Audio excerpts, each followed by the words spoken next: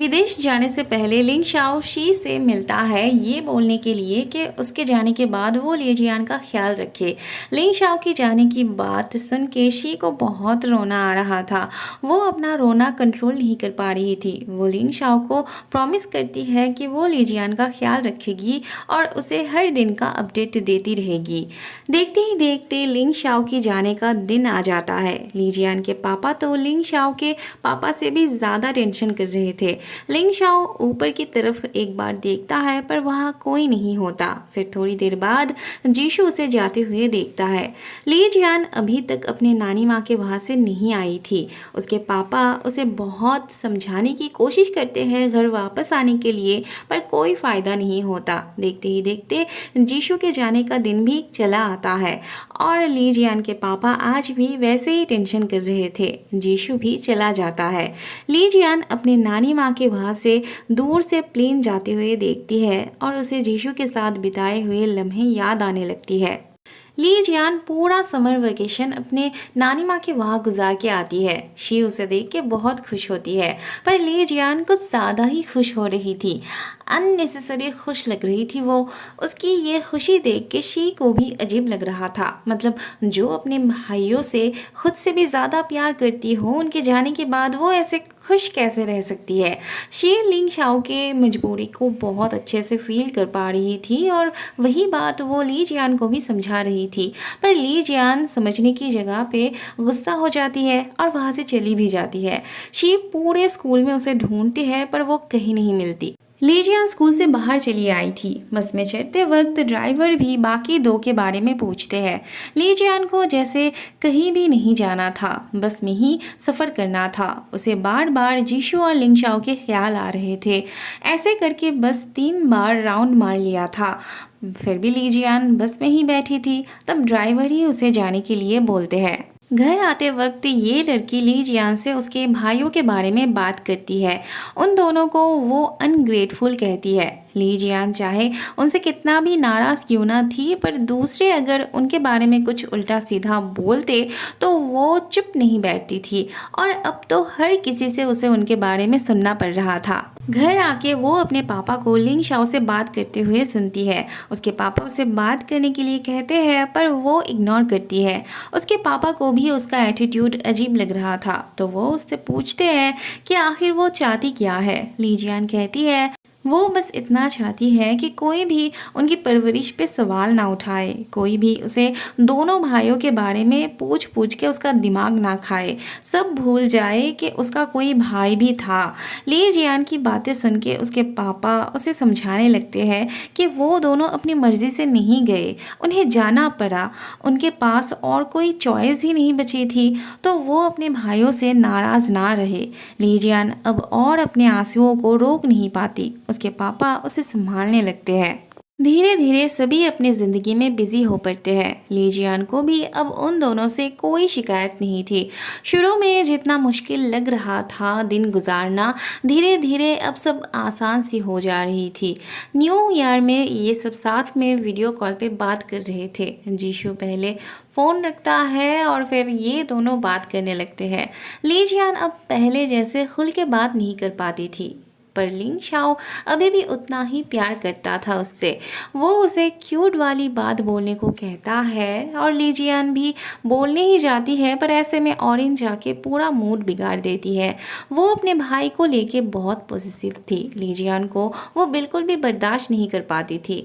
फिलहाल के लिए दोनों को बात करना वहीं पे रोकना पड़ता है। कुछ दिनों बाद ली जियान भी कॉलेज भर्ती हो जाती है और बाकी दो के जैसे वो भी बिजी हो पड़ती है। इस तरह और 2 साल बीत जाते हैं। अब तो ली जियान उन दोनों से बात करना भी कम कर दिया था। दूरियां काफ़ी हद तक बढ़ चुकी थी। वक्त गुजरता गया और वो दोनों उसके लिए स्ट्रेंजर के जैसे बनते गए। उनके फ़ोन आने पे वो बहाना ढूंढने लगती है उनसे बात ना करने का। लिंग शाओ उसे पढ़ाई पे ध्यान देने के लिए कहता है और डेट के बारे में सोचने से मना करता है। शी ने लिंग शाओ से जो प्रॉमिस किया था वो उसे अच्छे से निभाती है। हर रोज़ वो ली जियान के बारे में उसे अपडेट देती रहती है। शी भी ली जियान को किसी और से डेट करने से मना करती है, बस अपने पढ़ाई पे फोकस करने के लिए कहती है। ग्रेजुएशन के बाद ली जियान एक पार्टनर के साथ अपना एक वुड शॉप खोलती है। उसके पापा और अंकल बहुत खुश थे उसके लिए। बातों ही बातों में लिंग शाओ के पापा कहते हैं लिंग शाओ की मॉम उसे छोड़ना नहीं चाहती, तो वो वही के एक हॉस्पिटल में रेगुलर डॉक्टर के तौर पे ज्वाइन किया है। ये सुन के ली जियान के चेहरे की रौनक चली जाती है। फिर से 2 साल निकल जाते हैं। अब किसी वेकेशन के बिना वो तीनों एक दूसरे से बात भी नहीं करते थे। बात करने जैसा कुछ रहा ही नहीं था उनके बीच। ये तीनों एक दूसरे से दूर होते गए और ये दोनों ली जियान के करीब आते गए। अब ये तीनों साथ में रहने लगे थे। ली जियान को एग्जीबिशन के लिए जाना था। बस में ये बंदा बहुत टाइम से उसे परेशान कर रहा था। फिर क्या, ली जियान उसे ऐसे ही थोड़ी ना जाने देती।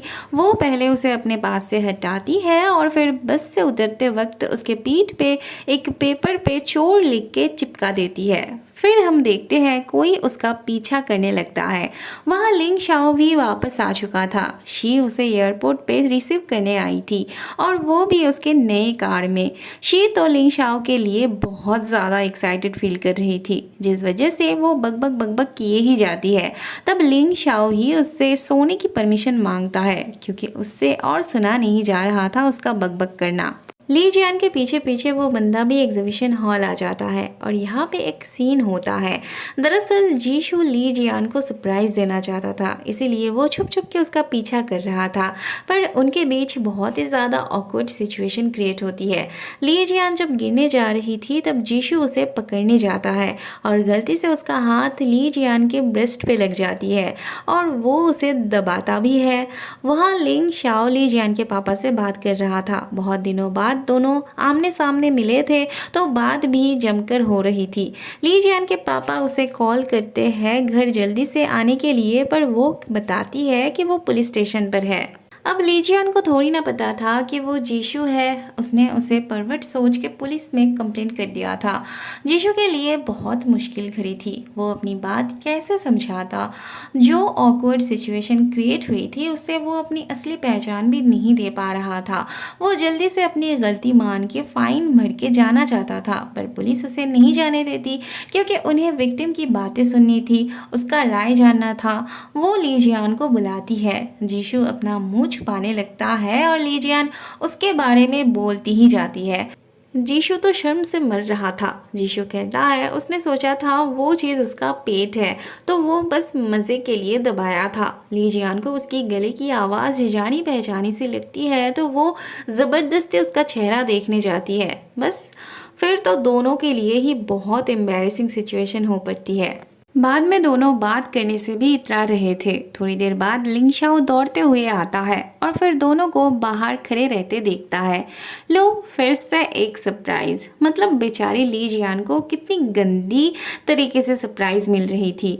तीनों साथ में बैठते हैं, पर क्या बोलना है, कहाँ से शुरू करे, किसी को समझ में ही नहीं आ रहा था।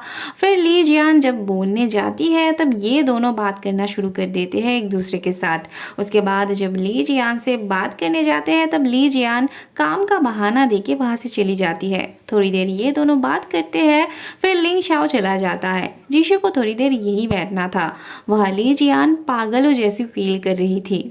रात में ये तीनों मिलकर डिनर कर रहे थे। जीशु ने लिंग शाओ को ली जियान के पापा से उसके आने के बारे में बताने से मना किया था, क्योंकि वो उन्हें सरप्राइज देना चाहता था। इसीलिए लिंग शाओ भी कुछ नहीं बताता। ली जियान के पापा सच में जीशु को मिस कर रहे थे। जीशु दूर से उन्हें देख रहा था और आपस में उनका प्यार देख के मुस्कुरा रहा था। वह जीशु के दोस्त की मुलाकात टैंग के साथ कुछ इस तरह से होती है। दोनों एक दूसरे को देख के पहले भी मिल चुके हैं लग रहा था। 2 बच्चे आ जाने पे जीशु का दोस्त जल्दी से वहां से निकल जाता है। टैंग तो पहली नजर में ही उससे इम्प्रेस हो गई थी। वह शी भी लिंग शाओ से बात करके हवा में उड़ रही थी।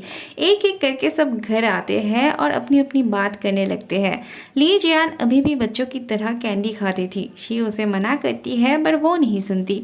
वो ली जियान को डेंटिस्ट के पास ले जाना चाहती है, पर ली जियान को आज भी डॉक्टर के पास जाने से डर लगता था। सोते वक्त ली जियान को बचपन की बात याद आती है। तब वो कितने मासूम थे, तब लाइफ कितनी आसान थी और आज उसे सब कुछ कॉम्प्लिकेटेड लग रहा था। वहाँ जीशु भी बहुत बार लीजियान को मैसेज लिख लिख के पूछ देता है। वहाँ लिंग शाओ लीजियान का कमरा देख रहा होता है। अगले दिन शी लीजियान को लेके हॉस्पिटल आई थी। सबकी हालत देख के लीजियान बाथरूम का बहाना देके जाना चाहती थी, पर शी उसे जाने देती तब ना, वो उसे कस के पकड़ के रखती है और फिर जबरदस्ती डॉक्टर के रूम तक छोड़ आती है। वो बाहर से दरवाजा बंद करके रखती है ताकि लीजियान बाहर ना आ पाए। डॉक्टर उसे चेयर में सोने के लिए कहते हैं।